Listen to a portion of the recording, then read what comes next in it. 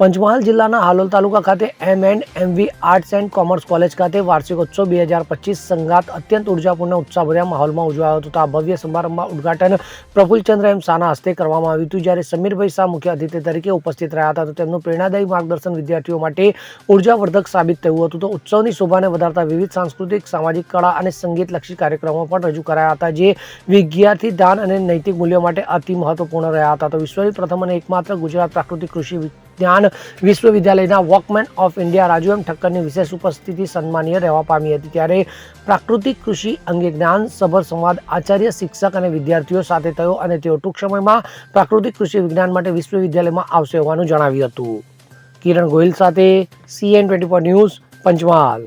હવે જુઓ દેશ દુનિયાની તમામ ખબરો તમારી આંગળીના ટેરવે. ઉઠાવો મોબાઈલ અને Google Play Store પરથી ડાઉનલોડ કરો અમારી CN24 ન્યૂઝ મોબાઈલ એપ.